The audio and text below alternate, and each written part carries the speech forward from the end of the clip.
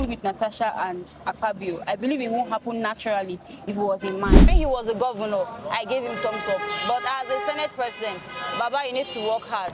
In the light of the recent debacle between Senate President Akpabio and Kogi State Senator Natasha, there's been a lot of discourse on social media over male politicians respecting women politicians. We are here on the streets to ask Nigerians for their opinions and how this affects women in politics going forward. Yes, the issue between the little I know about it is that our big men, they feel that anything they can do without. If they really handle this case very well, Natasha wouldn't have having the problem of being angry. Moreover, I'm not underrating woman. She's a woman. They're supposed to take her. If Akpabio should reason well, if somebody has treated the wife like this, will they be happy? He wouldn't have done that way. And despite that he's the leader of the Senate, he's supposed to approach the proper arrangement supposed to be done before you publicly have done that. And the nutshell of the whole thing is that he's supposed to call Natasha to order by talking to her in a polite way, by approaching her in a polite way, by approaching her in an amicable way as a woman.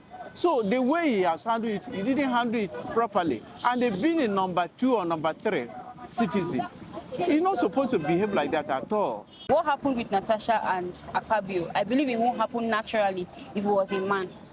So women should at least be given some slack, some respect, some level of equality and value, not just because they are women, but because they are also valuable human beings. We are equally as human as men. This case, do you think that it's going to have an effect on women's rights and women's participation in politics going forward? I have my opinion. I think it has a two-sided effect, because I feel like in a way for some women it will make them more flared up and somehow more motivated in the positive side to actually fight for their rights even harder.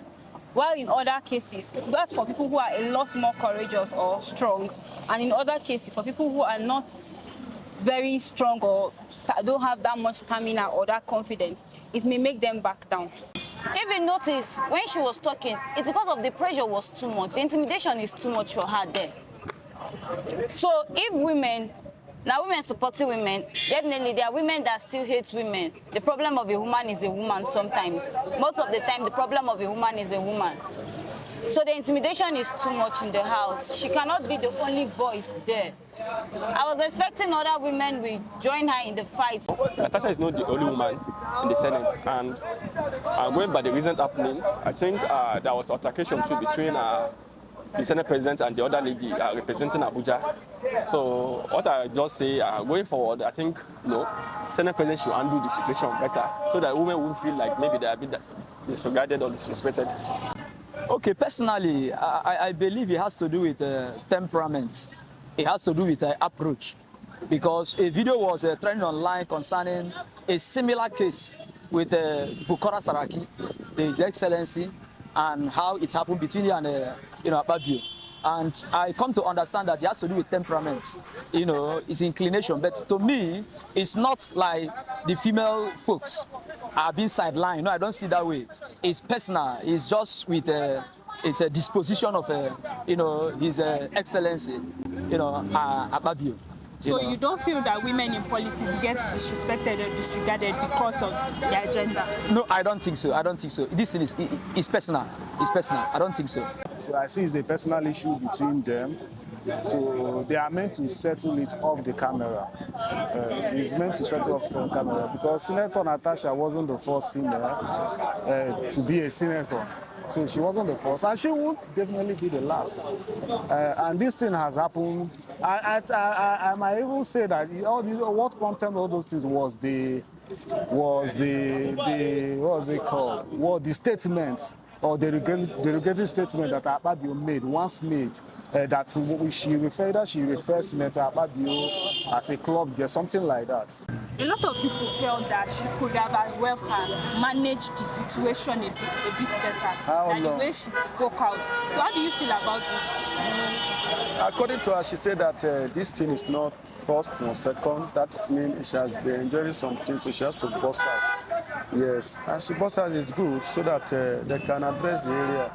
That the area should know something will not happen again next time like that. So not 100%. And why I would say this is because, I mean, women still participate in politics. I mean, we would have said it's 100% in the sense that if no women were involved in politics, but to some level, the participation of women in politics is very low. Out of 100, let me say like 30%. And I would say it is because of the, let's say, the African